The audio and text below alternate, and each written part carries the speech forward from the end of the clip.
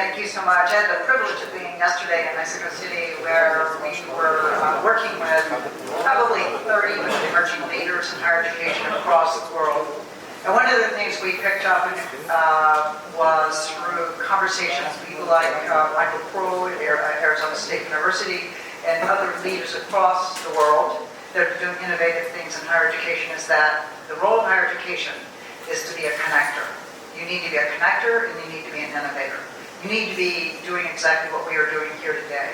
How do you bring together government, business, and education in a way that impacts a global economy? So, yes, we're in my Adrian off script here, but I do want to thank Adrian and the work that the Green Institute is doing. And I also want to thank the School of Business as well as the other departments that are here today, because higher education needs to think much more innovatively.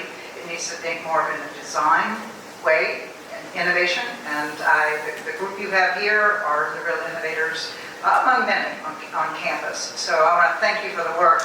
But I also want to thank the businesses that are here. If the Port of Ashdod had not been willing, through the governor's office, to work with us, we wouldn't have the relationship we have here today. So I want to thank very much Chief Innovation Officer Roy Abrahami today for coming.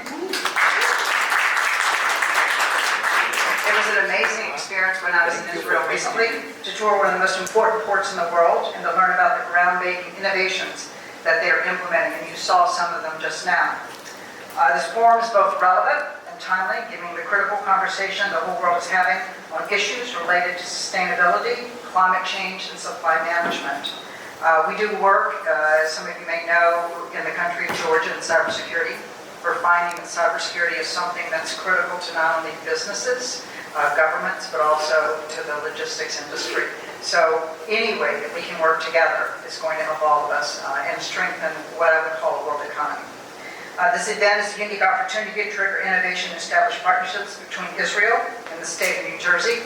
I've traveled to Israel probably for the last 15 or 20 years of my life. I grew up in the South where that wasn't a thing that you did, but as soon as I moved to New York, it was amazing. And I will tell you that that is one country that thinks innovation every day.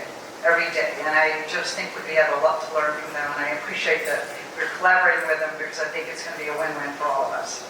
I'm delighted that this unique partnership with further innovation with NJCU will open career and academic opportunities for our faculty and students. It's another milestone in the continuation of our successful global initiative projects by the Green Institute for National Education and Economic Mobility. By the way, shameless plug here, NJCU is one of the top institutions in the country for social mobility. Most of our students come from the bottom two socioeconomic classes. When they leave us, the vast majority of them end up in the top, which is exactly what higher ed is supposed to do. How do you raise the economy? You educate your population. And that's exactly what we're doing here at NJCU, and I'm proud every day to be doing that. I want to acknowledge the team at the Green Institute for spearheading this event and coordinating the visit of our distinguished visitors.